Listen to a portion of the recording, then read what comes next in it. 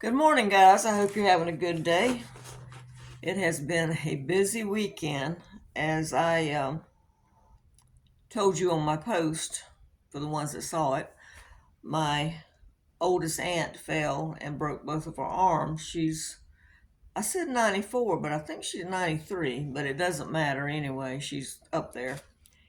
She's in the hospital, and because of her age, they don't want to do surgery. So we'll find out Monday what they're going to do. My aunt that comes over here is going to sit with her today to give her family a break. But she's got to be fed and everything, so we know for a fact she'll be going into a nursing home when she leaves there until she heals. Thank you for all your prayers. We appreciate it. And if you would, keep praying for her and the family. It was a busy day yesterday. I planned to get a video out and I didn't. My camper van was on the fritz again. And my son-in-law and my daughter, bless their hearts, they came over and worked on it Friday and Saturday. And my shed door was coming apart. I couldn't lock it, so they fixed that for me too. So we needed some parts and we didn't have quite enough, so I called the neighbor that I've been fixing plates for, and he came over and he had a few parts, and they finished it up. So don't know about the car yet because I haven't driven it. I need to drive it today or tomorrow, probably tomorrow in case I break down. Excuse me, just a drink of water. So anyway, that's what was going on. It's been very, very busy. And I'm getting ready to go dog sit also. I was watching a minister on TV the other day, and he was talking about a small book at the end of the Old Testament, Haggai. It's only 2 chapters, and it's at the very end of the Old Testament. I think it's like next to the last book or something like that. But anyway, I thought the verses he was reading was very accurate and pertaining to today.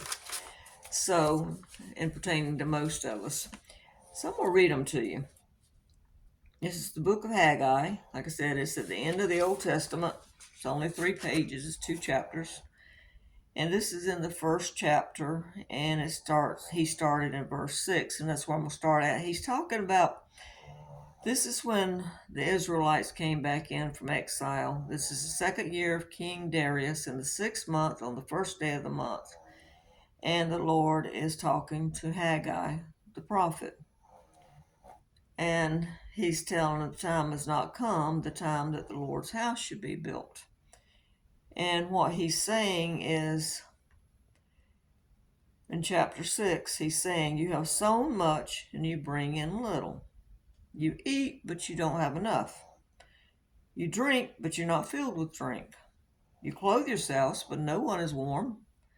And he who earns wages to put into a bag with holes in it. Thus says the Lord of hosts, consider your ways. So he's telling them, basically, everything you're doing, you're not satisfied with it. You're planting and you're harvesting. You're clothing yourself. You're doing this, trying to get your house ready. And, they were excited because they had come in from exile, and imagine the excitement of being free again and having your own place, and they're working on their place. And that's a good thing, but it's a bad thing because they were supposed to be building a temple for the Lord. They were supposed to be putting him first, and they weren't. Therefore, that's why they didn't have the satisfaction they should have had, because they were not putting the Lord first. So everything they were doing was not enough, not enough. They wanted more, wanted more. And isn't that the way we feel today? We're not satisfied with what we have. We think we don't have enough, and we've gotten to the point where if we want it, we just take our credit card and we go get it. I want that new shirt. Do you actually need it? No, you want it because you're not satisfied with what you have. Or we want to eat out. Do we have the money to eat out? No, we put it on the credit card. That's okay. because we're not satisfied with what we have in the house.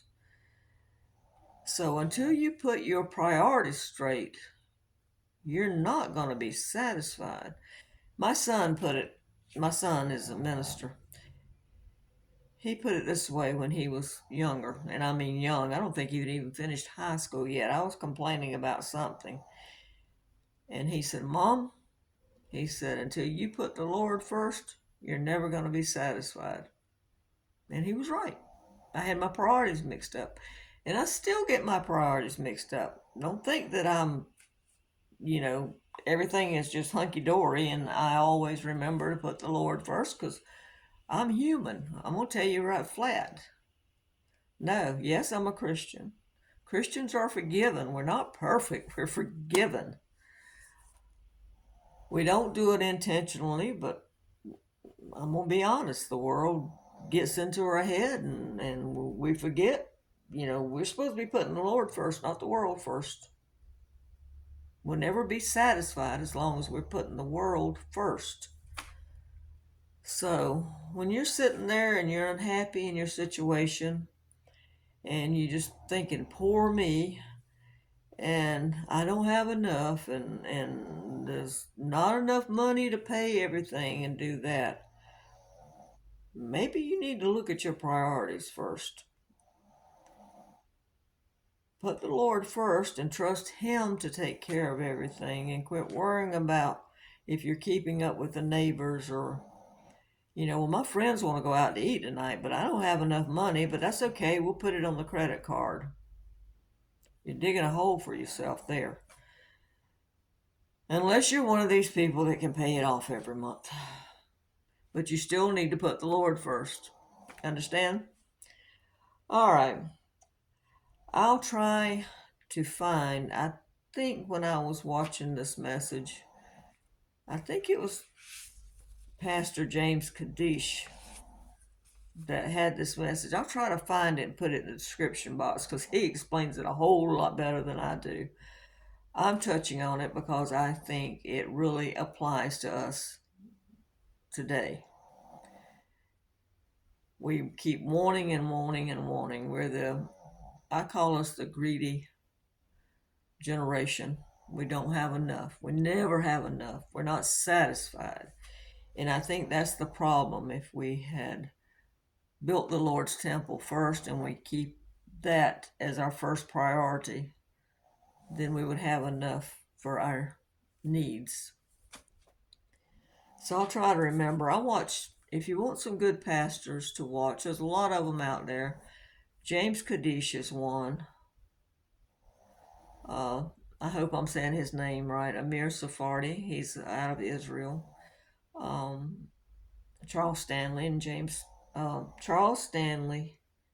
and David Jeremiah, Dr. Tom Hughes, Billy Crone.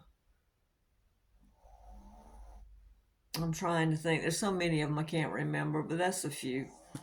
Don Stewart is a good one. He does Today in Prophecy. He does it every day, or Today's News and Prophecy. Just look him up.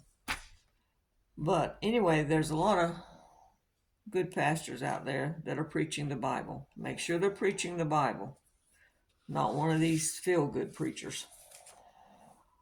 All right. Well, I'm going to get off here.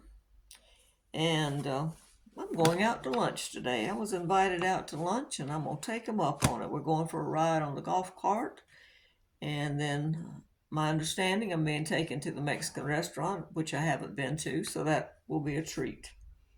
But anyway, I hope this message reaches someone. I hope I came through with what it means about putting your priorities straight. And like I said, I'll try to find the original message and put it in the description box, because he does explain it a lot better. All right, guys, have a good day. And if you don't mind, I appreciate you giving this a thumbs up and subscribe. Thank you.